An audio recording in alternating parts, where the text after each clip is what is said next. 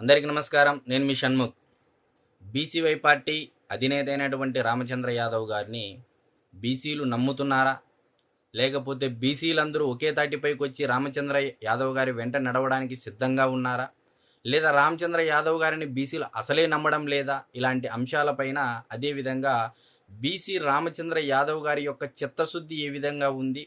మరి చాలా విమర్శలు వస్తూ ఉన్నాయి. అతను ఒక పార్టీకి అంటే మేలు చేయడం కోసమే రాజకీయ పార్టీ పెట్టి సిద్ధాంతాలని చెప్పి, దీక్షలని చెప్పి, పోరాటాలని చెప్పి చేస్తున్నారనేటువంటి విమర్శలకి ఈ వీడియోలో విశ్లేషణ ఇచ్చేటువంటి ప్రయత్నం చేద్దాం.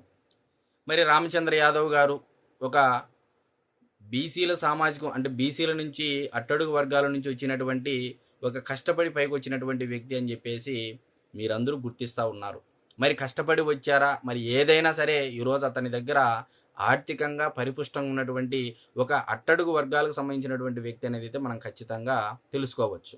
మరి రామచంద్ర యాదవ్ గారు దేశంలో అసలు ఒక పార్టీ పెట్టి మరి అతి తక్కువ కాలంలోనే వై కేటగిరీ సెక్యూరిటీ తెచ్చుకున్నటువంటి ఏకైక వ్యక్తి ఎవరైనా ఉన్నారు అంటే రామచంద్ర యాదవ్ గారని కూడా మనం చెప్పచ్చు. సరే, మరి ఈయన దీక్షలు చేస్తూ ఉన్నాడు. మరి తెలుగుదేశం పార్టీ అధికారంలో ఉన్నప్పుడు ఏ విధంగా దీక్షలు చేస్తూ ఉన్నాడు, ఏ విధంగా పోరాటాలు చేస్తూ ఉన్నాడు, మరి అదేవిధంగా వైఎస్ఆర్సీపీ పార్టీ హయాంలో కూడా, వైసీపీ ప్రభుత్వంలో కూడా ఏ విధంగా దీక్షలు చేయలేదు, ఏ విధంగా ఆమరణ నిరాహార దీక్షలు చేయలేదు, ఏ విధంగా పోరాటాలు చేయలేదు అనేటువంటి అంశాన్ని ఈరోజు మీ ముందుంచేటువంటి ప్రయత్నం చేస్తాను. మరి మీ అందరికీ తెలుసు, జగన్మోహన్ రెడ్డి గారి యొక్క అనుయాయుడు అనుచరుడు నిత్యం తన యొక్క గుండె లబ్డబ్ అని కొట్టుకుంటుందేమో తెలియదు, కానీ జగన్ అనేది అయితే ఖచ్చితంగా కొట్టుకుంటుంది అనేటువంటి నిరూపించినటువంటి ఒక సామాజిక వర్గానికి సంబంధించినటువంటి నాయకుడు ముందు ఈరోజు మీ ముందు ఉంచేటువంటి ప్రయత్నం చేస్తా. మరి జగన్మోహన్ రెడ్డి గారి యొక్క రాజకీయ వ్యూహాలు ఏ విధంగా ఉంటాయి అంటే, పైకి ఫ్రంట్ ఎండ్ తెర ముందు ఏం చెప్తారు అంటే కులం చూడం, మతం చూడం, ప్రాంతం చూడమంటారు. మరి అదే కులాన్ని వాడుకొని రాజకీయ లబ్ధి పొందాలి, మరి అదే మతాన్ని వాడుకొని రాజకీయ లబ్ధి పొందాలి, మరి అదేవిధంగా ప్రాంతాన్ని రాజకీయం వాడుకొని లబ్ధి పొందాలనేటువంటి ఆలోచన జగన్మోహన్ రెడ్డి గారికి ఉంది అనేది రాష్ట్రంలో ఉన్న ప్రతి ఒక్క ప్రజానీకం నమ్ముతారు.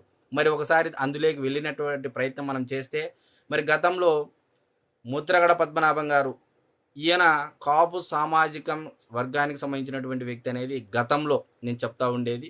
మరి చంద్రబాబు నాయుడు గారు మరియు తెలుగుదేశం పార్టీ ఎప్పుడు అధికారంలోకి వచ్చినా తట్టలు గెరిటలు పట్టుకొని కొట్టుకుంటా, అంటే ఇలా తట్ట గెరిట కొట్టుకుంటా ఉద్యమాలు చేసి కాపు సామాజిక వర్గ నాయకుడిగా ఒక ఎలివేషన్ ఇచ్చుకునేటువంటి సందర్భం. సరే, ఏదేమైనప్పటికీ మరి ఆయన విమర్శించేటువంటి వయసు మాకు లేదు కాబట్టి, మరి ఎట్టకేలకు తన యొక్క ముసుగు తొలగించి ఏకంగా కాపు సామాజిక వర్గం నుంచి రెడ్డి సామాజిక వర్గానికి మారి, అంటే ఇన్నాళ్ళు కాపు సామాజిక వర్గ నేతగా ఏదైతే చేశాడో అదంతా ఉత్తుత్తి ఉద్యమాలని చెప్పేసి తనకు తాను నిరూపించుకున్నాడు. ఏకంగా కులాన్ని మార్చుకొని ముద్రగడ పద్మనాభరెడ్డిగా పేరు మార్చుకోవడం జరిగింది. మరి ఇప్పుడు అదే ముద్రగడ పద్మనాభరెడ్డి గారిని ముందు పెట్టి మళ్ళీ కాపు ఉద్యమం నడపాలన్నా, మరి కాపు ఉద్యమం కాపుల్లో ఒక అనిశ్చితిని అనైక్యతను తేవాలన్నా మరి ముద్రగడ పద్మనాభం గారు చేస్తే వర్కౌట్ అవ్వదు. కాబట్టి మరొక వ్యక్తిని బీసీల సామాజిక వర్గం నుంచి ఒక వ్యక్తిని తేవాలి, ఆర్థికంగా బలంగా ఉన్నటువంటి వ్యక్తి, అతను ఎంతకైనా తెగించేటువంటి వ్యక్తిని, సో ఒక వ్యక్తిని కావాలి. కాబట్టి ఈరోజు తెలుగుదేశం పార్టీ అంటే బీసీల పార్టీ, తెలుగుదేశం పార్టీ అంటే బడుగు బలహీన వర్గాల పార్టీ అనేది నందమూరి తారక రామారావు గారు పార్టీ పెట్టినప్పటి నుంచి మనందరికీ తెలిసినటువంటి విషయం. ఇది నేను కొత్తగా చెప్పేటువంటి విషయం కాదు, లేకపోతే నేను చెప్పేటువంటి విషయం కాదు. అయితే మరి ఇదే రామచంద్ర యాదవ్ గారికి ఈరోజు బీసీల పోరాటాల గురించి, ఆయన బీసీల హక్కుల గురించి మాట్లాడడం జరుగుతూ ఉంది. ఒక్కసారి మరి ఆయన బీసీల పైన ఉన్నటువంటి ప్రేమ, బీసీల పైన ఉన్నటువంటి చిత్తశుద్ధి, బీసీల పైన ఉన్నటువంటి అంతఃకరణ శుద్ధి ఏ స్థాయిలో ఉందో ఒక్కసారి మనము క్వశ్చన్ల రూపంలో రామచంద్ర యాదవ్ గారిని అడిగేటువంటి ప్రయత్నం చేద్దాం. మరి టీడీపీ వచ్చిన తర్వాత, టీడీపీ రాకముందు అనగా వైసీపీ ప్రభుత్వ హయాంలో మరి రామచంద్ర యాదవ్ గారు, నేను 4 ప్రశ్నలు అడగదలుచుగా ఉన్నా. వైసీపీ ప్రభుత్వ హయాంలో ఇదే తెలుగుదేశం పార్టీ 36% రిజర్వేషన్ను స్థానిక సంస్థల్లో అమలు చేస్తే, జగన్మోహన్ రెడ్డి గారు అధికారంలోకి వచ్చిన తర్వాత దానిని 24% తగ్గిస్తే ఆనాడు ఎందుకు ఆమరణ నిరాహార దీక్ష చేయలేదు? ఆనాడు ఎందుకు నోరెత్తలేదు? ఆనాడు ఎందుకు ఇదే బీసీల పైన ప్రేమ, చిత్తశుద్ధి, అంతఃకరణ ఎందుకు చూపలేదు అని చెప్పేసి నేను మీడియా ముఖంగా అడుగుతా ఉన్నా. సరే, ఇంకా రెండో విషయానికి వస్తే, మరి ఇదే బీసీ సామాజిక వర్గానికి సంబంధించినటువంటి పల్నాడు ప్రాంతం మాచర్ల నియోజకవర్గానికి సంబంధించినటువంటి తోట చంద్రయ్య గారిని పట్టపగలు కోడిని కోసినట్టు కోస్తే, నట్టి నరి రోడ్డు పైన మధ్యాహ్నం కోస్తే ఏ అంటే ఆ బీసీ సామాజిక వర్గానికి సంబంధించినటువంటి ఎక్సెప్ట్ తెలుగుదేశం పార్టీ మినహా ఏ నాయకుడు అడిగినటువంటి దాఖలాలు ఎక్కడా లేవు. మరి ఆ రోజు ఈయన ఆమరణ నిరాహార దీక్ష ఎందుకు చేయలేదు? మరి ఆ రోజు బీసీల పైన ప్రేమ ఏమైపోయింది? బీసీల పైన అంతఃకరణ శుద్ధి ఏమైపోయింది అని చెప్పేసి నేను మీడియా ముఖంగా అడుగుతా ఉన్నా. సరే, ఇక మూడో విషయానికి వద్దాం. మరి అమర్నాథ్ గౌడ్ అనేటువంటి ఒక 12 ఏళ్ల పిల్లవాడు, మరి ఇదే బీసీ సామాజిక వర్గానికి సంబంధించినటువంటి వ్యక్తి.